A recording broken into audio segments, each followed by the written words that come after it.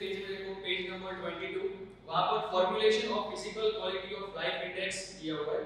मतलब कि physical quality of life index में कौन-कौन से पॉइंट्स इंक्लूड होंगे और उसे कैसे काउंट किया जाता है वो इसमें आएगा। तो सबसे पहले first point every indicator is given 100 weights. देखो 3 इंडिकेटर्स है राइट, तो हर एक इंडिकेटर को 100 पॉइंट्स दिए जाएंगे। Second, on the basis of performance of their determinant in the country is graded between 0 to 100। तो कोई भी कंट्री इन तीनों के कैलकुलेशन के हिसाब से 0 to 100 के पॉइंट उसे दिए जाएंगे।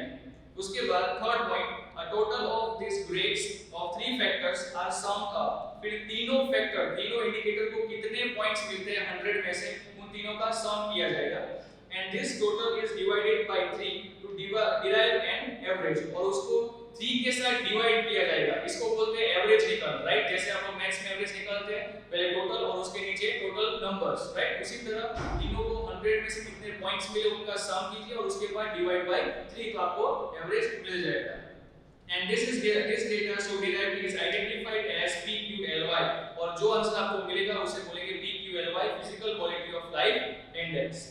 अब इंपॉर्टेंट एस्पेक्ट्स इसमें क्या ध्यान रखना है वो देखेंगे। Now PQLY closer to 100 better is performance of all the 3 indices of PQLY of the country। अगर कोई भी कंट्री 100 के नजदीक है, 100 पॉइंट्स के नजदीक है तो वो एक बेटर डेवलप्ड कंट्री गिनी जाएगी। And PQLY closer to 0 bad is the performance of all the 3 indices of PQLY of the country। और अगर कोई भी कंट्री अगर 0 के नजदीक है तो मतलब हमें समझना है कि वो कंट्री तीनों इंडिकेटर में फेल हो चुकी है और वो पास डेवलप नहीं है। And third is PQLY is always between 0 to 100। तो PQLY हमेशा 0 to 100 के बीच में रहेगी, ना 0 से कम ना 100 से ज्यादा, 0 to 100 ही पॉइंट्स उनको मिलेंगे। Now fourth point, PQLY can be used to compare two states within the country or two different countries। तो PQLY या तो एक ही कंट्री के within दो states में कंपैरिजन होगा या फिर दो कंट्रीज के बीच में कंपैरिजन होगा। Now fifth point, higher the PQLY more is the economic development। अगर PQLY ज्यादा है तो economic development ज्यादा हो रहा है उस कंट्री में, और अगर PQLY is lower तो वहां पर economic development less हो रहा है राइट। तो ये सारे इंपॉर्टेंट एस्पेक्ट्स से ध्यान रखने जब भी आप PQLY का कैलकुलेशन करते हैं या फॉर्मुलेशंस करते हैं। Now next is positive aspects. तो PQLY का पॉजिटिव एस्पेक्ट क्या है? First point, PQLY includes factors like literacy, life expectancy etc which touch the standard of the human life। तो PQLY क्या करता है, हर एक ह्यूमन लाइफ की स्टैंडर्ड ऑफ लिविंग को कैलकुलेट करता है राइट, और सारे के सारे फैक्टर्स को उसमें इंक्लूड करेगा। And second point, PQLY is a better index when compared to the per capita income index। अगर आप पर कैपिटा इनकम जो मैंने आपको समझाया था, हर एक पर्सन की इनकम होगी उसकी एवरेज वो होता है पर कैपिटा इनकम, तो पर कैपिटा इंडेक्स से ये काफी ज्यादा बेटर है physical quality of life index. Now third point, PQLY as an indicator of economic development has lesser drawbacks as national income and per capita income। तो जैसे per capita income और national income में हमने limitations देखे थे, उससे बहुत ही कम PQLY के लिमिटेशंस और नेगेटिव एस्पेक्ट्स होंगे right. Now next is fourth point, with PQLY comparisons can be made between different countries, different groups of countries or different states of the same country। तो PQLY की मदद से हम लोग दो कंट्रीज के बीच में कंपैरिजन कर सकते हैं, दो से ज्यादा कंट्रीज के बीच में कंपैरिजन हो सकता है, या फिर कंट्री के विद इन अगर कोई भी स्टेट्स है दो से ज्यादा उनके बीच में भी कंपैरिजन कर सकते हैं। And fifth point, we can recreate PQLY for urban rural areas, female males in a comparison can be done। या फिर अर्बन या rural, urban means city area और रूरल मींस गांव वाला जो भी एरिया है उनके बीच में कंपैरिजन हो सकता है। मेल्स और फीमेल्स कितने हैं, एजुकेटेड कितने हैं, उसके बीच में भी कंपैरिजन हम लोग कर सकते हैं। तो ये सारे थे positive aspects of PQLY physical quality of life index. अब लिमिटेशंस, नेगेटिव एस्पेक्ट्स हम लोग देखते हैं। तो first point, only 3 aspects are included, on their basis it cannot be categorically stated whether a country has actually developed or not। To get a correct picture we need to include other factors also to existence 1। अब negative aspect ये है कि PQLY में सिर्फ 3 ही factors आते हैं right, सारे factors नहीं है, लिटरेसी, लाइफ एक्सपेक्टेंसी और इन्फेंट मोर्टेलिटी रेट। तो ये 3 फैक्टर्स ही होंगे और एक ह्यूमन बिहेवियर को समझने के लिए हमें बहुत सारे फैक्टर्स को इंक्लूड करना पड़ता है जो इसमें नहीं होता है। तो ये एक नेगेटिव एस्पेक्ट होगा क्योंकि इसके अंदर सिर्फ 3 और 3 फैक्टर्स बताते हैं। Now second point, only averages are depicted. The values obtained from these three indicators are divided by 3 to obtain PQLI, which is in the form of average. Average of three aspects of a country does not show the prominence or backwardness of each indicator.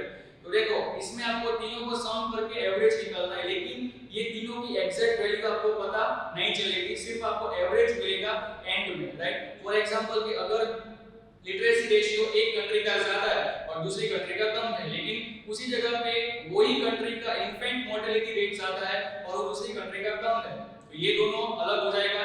तो एक country का सिर्फ average ही count होता है, matter होता है last में, वो तीनों इंडिकेटर्स मैटर नहीं करते। तो ये सेकंड नेगेटिव पॉइंट था। Now third one, if a country's present PQLI is high, it cannot be generalized that the economic development is high as against other countries. अगर कोई भी कंट्री का PQLI ज्यादा है तो इसका मतलब ये नहीं कि यो कंट्री ज्यादा डेवलप है दूसरे कंट्रीज से, और भी अदर फैक्टर्स उसमें इंक्लूड करने होते हैं। Now fourth point, it is not right to give equal weightage to all indicators. All the three aspects do not have same importance in the human life. अभी तीनों indicator को same ही points देना अनिवार्य नहीं है, इंपॉर्टेंट नहीं है, तीनों को अलग-अलग ही पॉइंट्स हमें उसमें इंक्लूड करने पड़ते हैं। तीनों को एक जैसे पॉइंट्स नहीं मिलेंगे, क्योंकि कोई भी कंट्री ऐसी नहीं है जिसको तीन पॉइंट्स एकदम परफेक्ट हो। Now fifth point, growth of income has a high importance in physical quality of life index and ignoring that is not possible. अब देखो इनकम, कोई भी ग्रोथ ऑफ इनकम हर एक फैक्टर में ज्यादा होती है, physical quality of life index में भी ज्यादा है, और इसे हम इग्नोर नहीं कर सकते।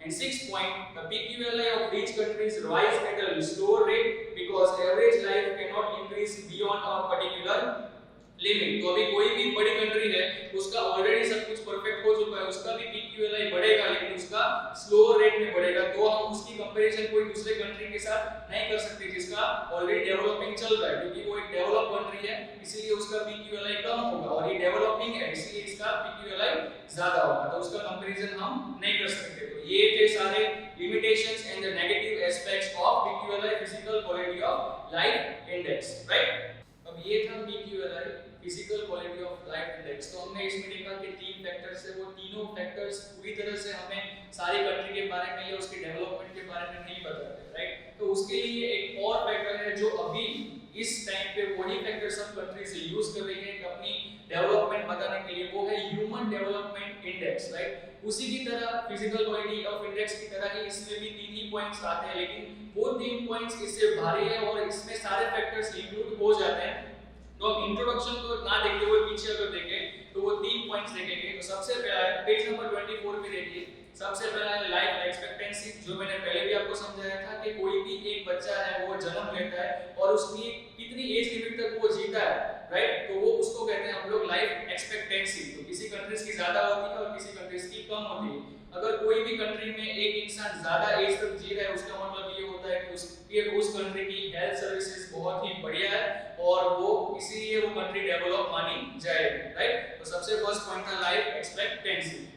अब सेकंड पॉइंट है नॉलेज। अब नॉलेज में देखो ब्रैकेट में दो पॉइंट्स इंक्लूड किए गए हैं, लिटरेसी और एजुकेशन।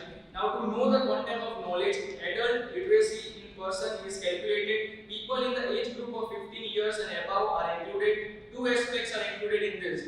देखो उसमें तो सिर्फ इतना दिया था कि कितने लोग एजुकेटेड हैं एक कंट्री के अंदर, राइट, लेकिन इसमें दो एस्पेक्ट इंक्लूडेड है। First one number of years of schooling and expected number of years of schooling. तो ये लोग एक बेंचमार्क एडजस्ट करते हैं कि कितने साल तक आपको वो एजुकेशन लेनी है स्कूल जाके या किसी और जाके, और उसके मुकाबले सारे लोग कितने साल तक स्कूलिंग करते हैं।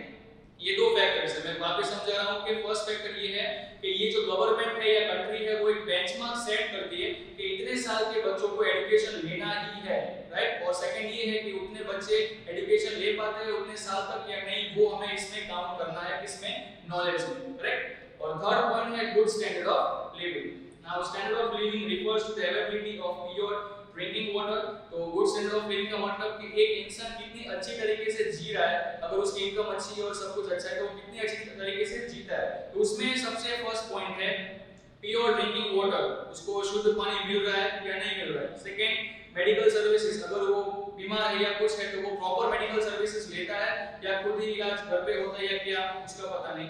देन सेकंड है good sanitation, right, properly neat and clean पूरा माहौल रहता है कि नहीं।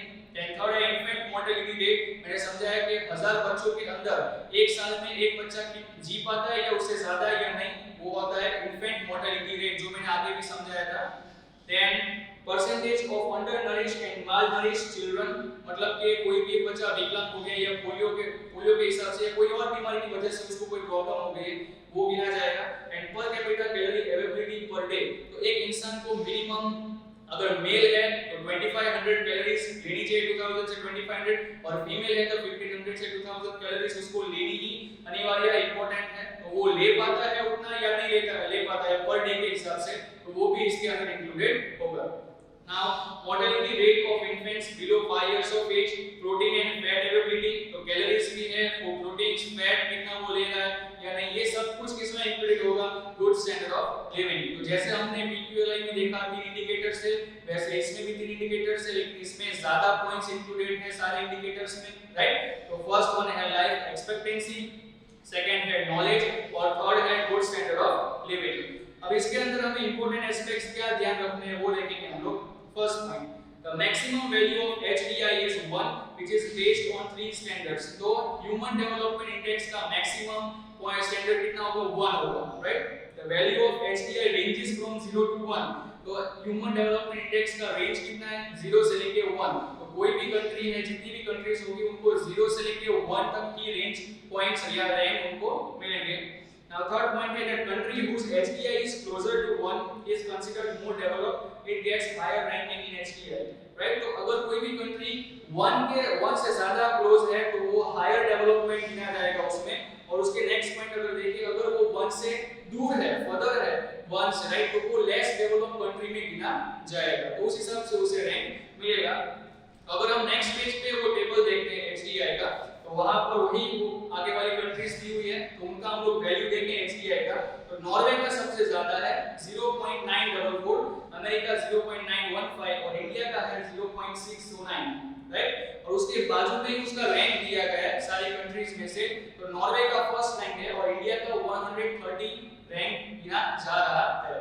तो ये HDI की वैल्यू दी है, उसके बाजू में उसका रैंक है, और बाकी के पीछे जितने भी फैक्टर्स हैं वो ऊपर लिखे हैं, gross national income, expectancy at the birth, then expected years of schooling और average number of years in the school। तो ये सारे फैक्टर्स इंक्लूडेड है, तो एक बार पूरा टेबल ध्यान से देखना। और नीचे जो भी लिखा गया है वो सब वो टेबल है, उसको इवैल्यूएट किया गया है हर एक कंट्री का, उसका जितना भी वैल्यू है वो इसमें नीचे लिखा गया है, तो वो एक बार ध्यान से पढ़ लेंगे, ठीक है।